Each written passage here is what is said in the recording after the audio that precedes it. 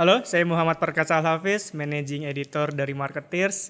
Kembali lagi di program Trending, Trend and Marketing.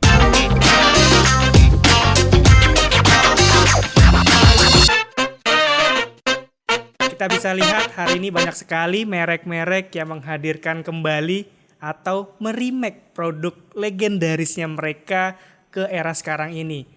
Tidak hanya itu, tidak sedikit pula brand yang menghadirkan nuansa retro, vintage yang seakan mengajak konsumen untuk bernostalgia. Nah, untuk mengupas mengenai strategi remake ataupun nostalgia ini, kita kembali kedatangan Mas Kurniawan Muhammad, seorang penulis buku Ayat-Ayat Marketing yang juga direktur di Jawa Pos Radar Kediri. Beliau juga saat ini menjadi pembina Indonesia Marketing Association Chapter Malang. Selamat sore Mas Kurniawan. Selamat sore Mas Hafiz. Jumpa lagi kita Mas ya. Jumpa lagi. Oke Mas, tadi aku cerita mengenai brand-brand yang membawa masa lalunya atau brand-brand yang menghadirkan nuansa di store-nya itu ataupun ambience di gerainya mereka dengan aroma-aroma nostalgia. Ya. Sebenarnya apa sih yang sedang mereka lakukan dan untuk siapa? Ya, jadi di buku saya ini kan memang saya tulis itu Mas, di buku Ayat-Ayat Marketing ini itu ada satu judul yaitu The Power of Nostalgia ya. The Power of Nostalgia. Jadi saya terinspirasi, saya ini kan kebetulan lagi tugas di Kediri ya Mas ya. Saya lagi tugas di Kediri. Di Kediri itu ada satu warung soto yang itu legendaris ya, dan umurnya sudah sejak 1926. Sudah jadi, pasti enak tuh Mas ya? Ya enak. Kita harus cobain. Siap traktir ya.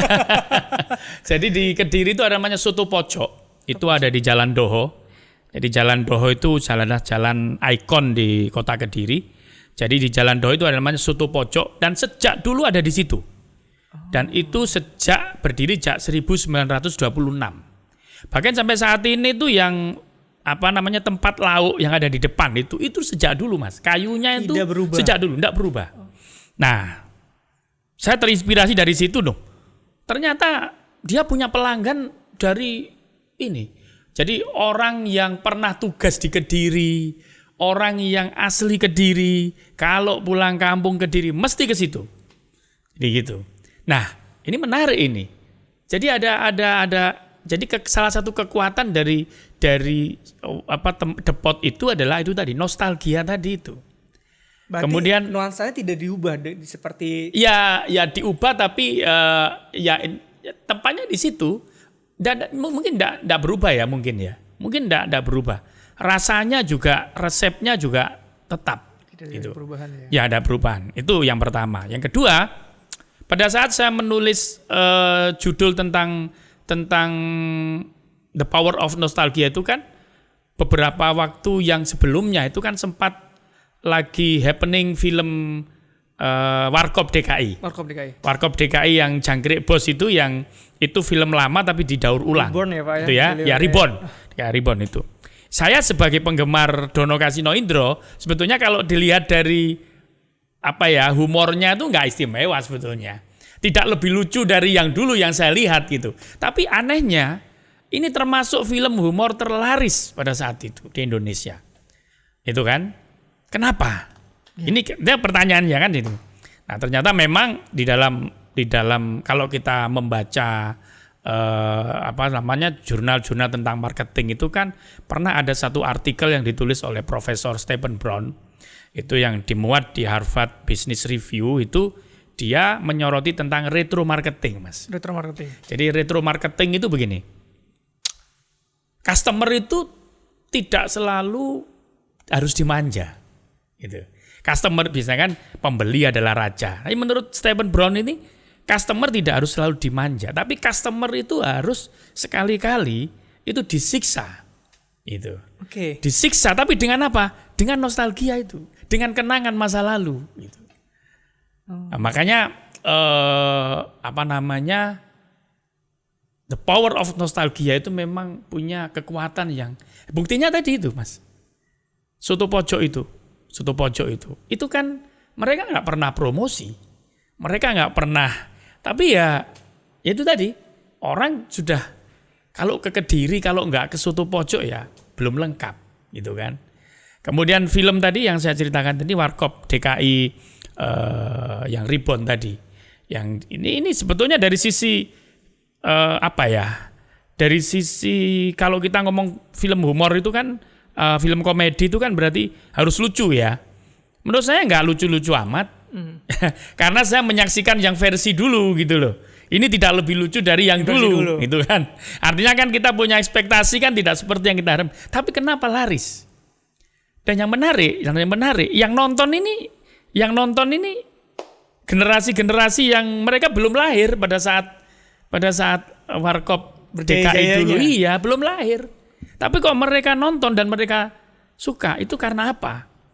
Nah, jadi bisa jadi itu adalah perpaduan antara the power of nostalgia, juga itu tadi generasi Z, generasi milenial, generasi Z itu kan punya kelebihan, mereka ini kan terpapar dengan teknologi ya Mas ya. Dengan teknologi informasi sehingga mereka akan mudah untuk cari tahu tentang sesuatu yang dia baru tahu. Jadi gitu. Dengan itu tadi, dengan kemampuan dia itu, karena generasi milenial, generasi Z itu, sehingga ketika ada film, ini film apa? Warkop DKI itu apa? Ya, mereka akan cari tahu, ya? Browsing dia. Oh, ternyata itu populer.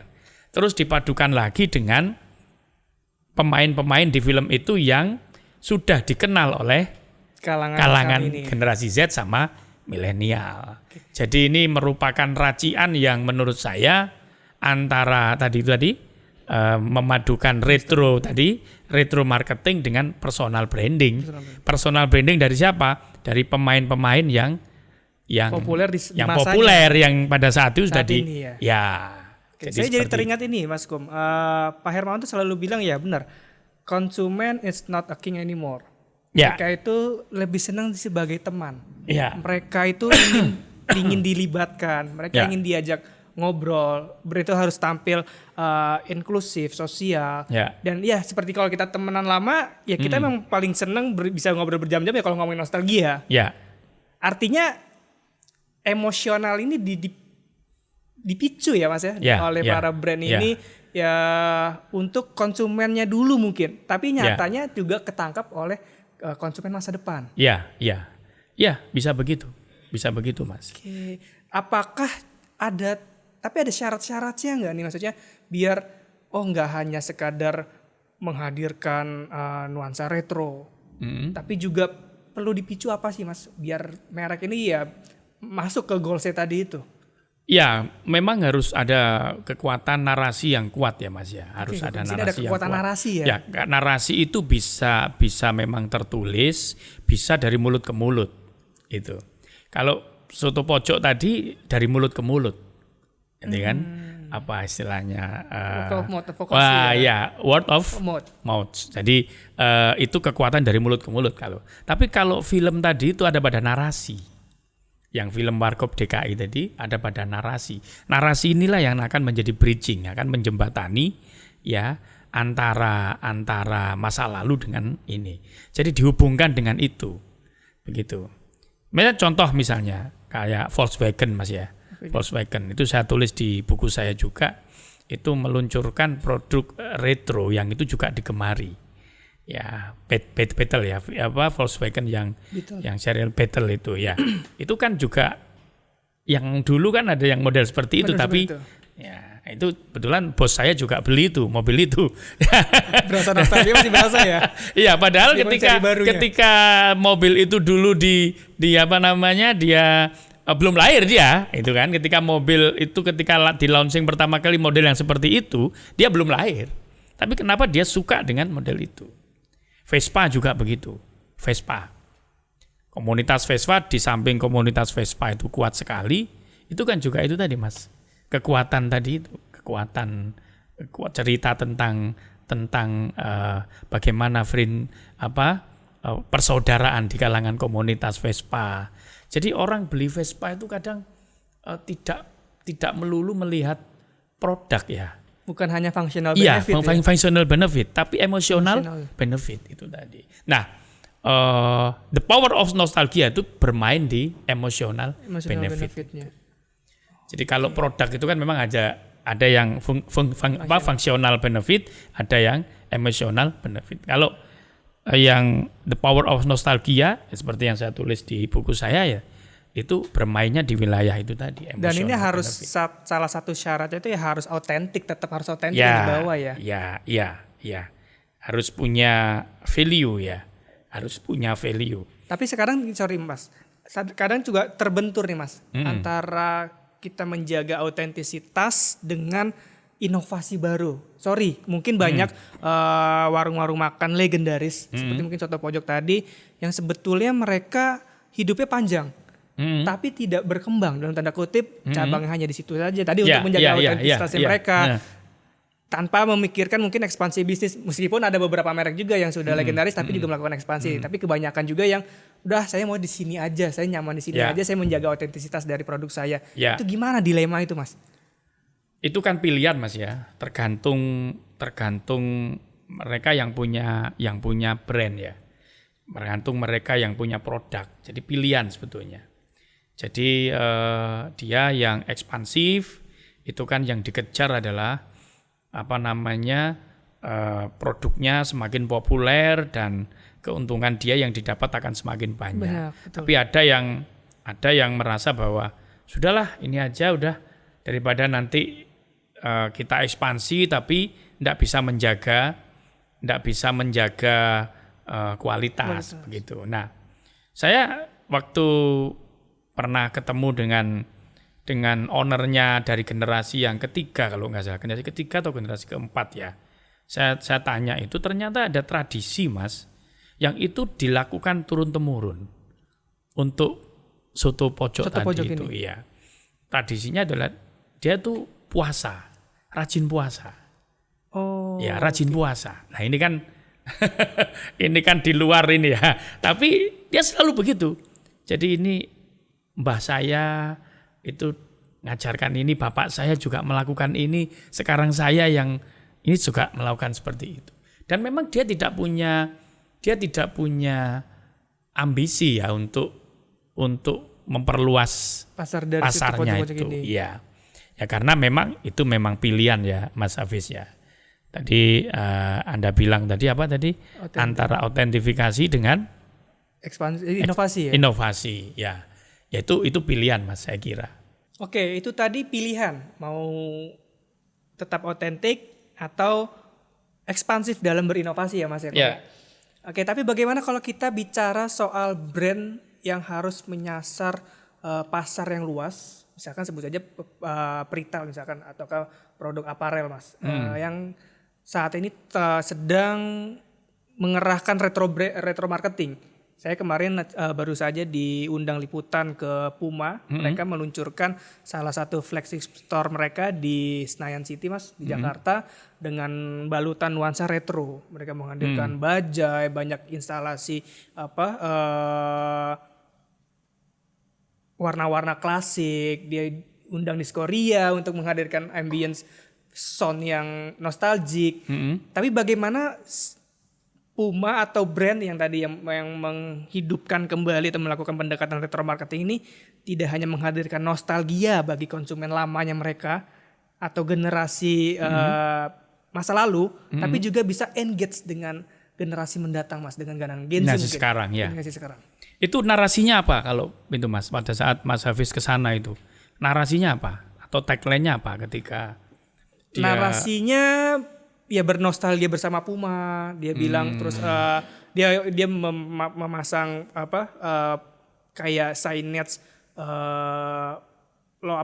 tempat-tempat dulu yang populer di masa anak-anak muda zaman dulu seperti bengkel dulu kan di STBD itu ada namanya bengkel cafe tapi dikemas lagi sama dia jadi bengkel Puma atau segala macam gitu Mas.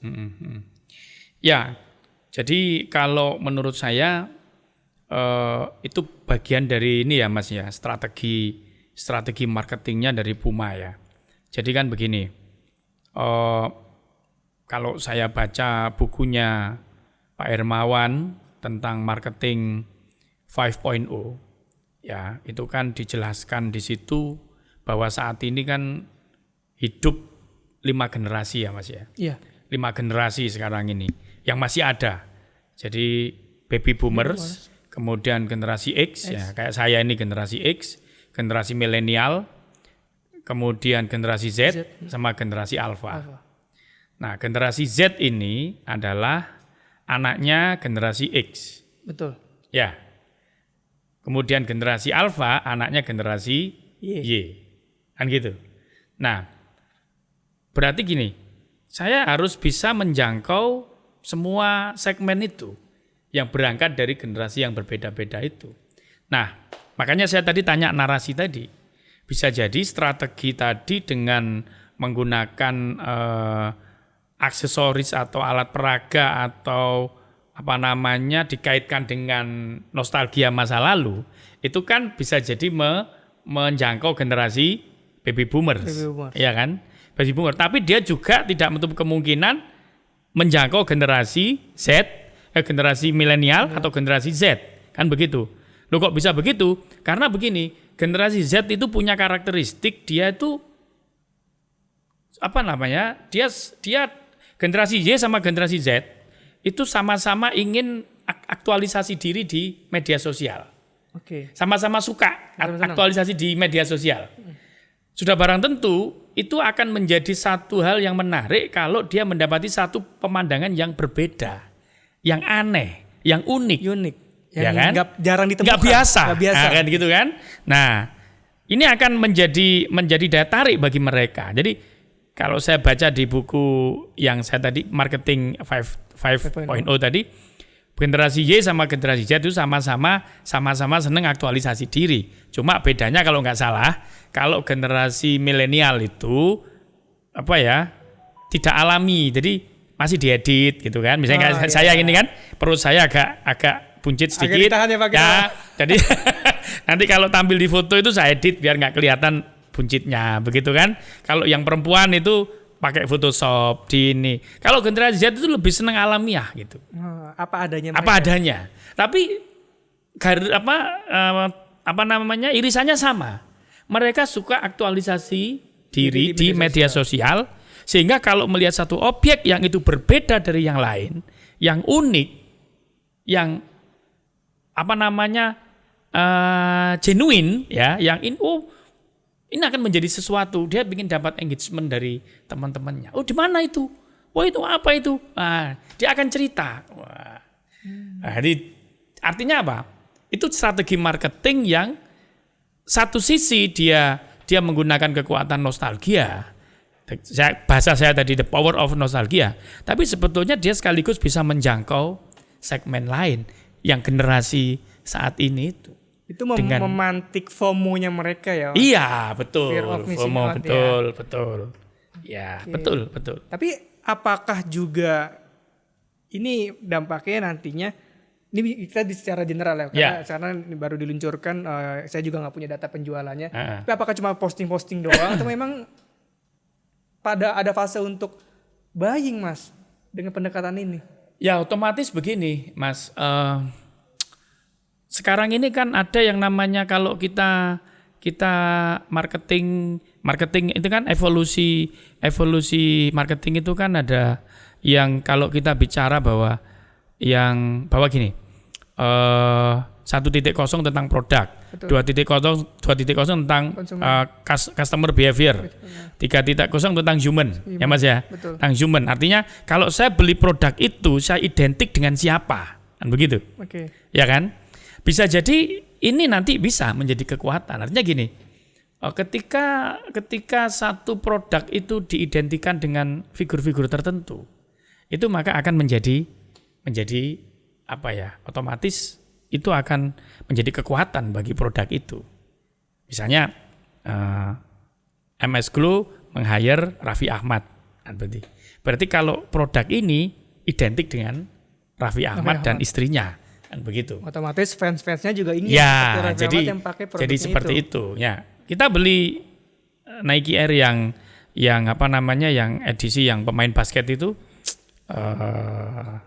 Jordan. Nah, apakah beli itu karena kualitas produknya? Nah, saya beli karena logo. Nah, itu kan mesti kan karena tadi beli produk identik dengan siapa Playernya, begitu. oke.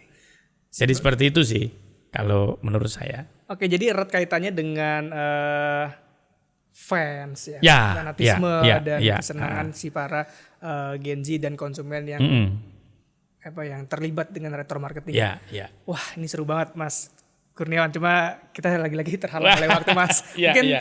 sebelum menutup bahasan mengenai The Power of Nostalgia Ya. ini, Mas Kurniawan ada closing statement yang bisa disampaikan Mas? Baik, jadi ketika kita punya produk dan kita ingin produk kita itu disukai secara terus-menerus, bahkan terus meningkat, itu kan kita selalu dituntut untuk harus punya ide, kan begitu. Apa ide yang untuk ide promosi, ide konten itu kan, itu apa? Nah, itu kita bisa pakai jurus retro marketing.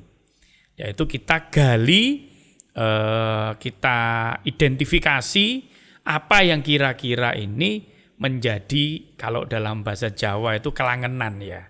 Kira-kira saya punya produk ini, kemudian kalau saya kaitkan dengan nostalgia customer, itu kira-kira cocok nggak? Gitu. Jadi retro marketing itu bisa menjadi salah satu alternatif untuk kita membuat satu strategi promosi yang efektif dan mengena. Oke, terima Saya kira kasih itu. Mas Kurniawan. Jadi memang perusahaan harus tetap berinovasi, namun inovasi atau tren itu tidak melulu harus dilihat ke masa depan ya Mas ya. Ya. Tapi bisa coba kalian melihat spion sejenak untuk melihat ke masa lalu, siapa tahu memang relate ke konsumen hari ini dan konsumen masa depan. Itu tadi perbincangan saya dengan Mas Kurniawan Muhammad. Terima kasih telah menyaksikan Trending, Trend and Marketing. Sampai jumpa di episode berikutnya.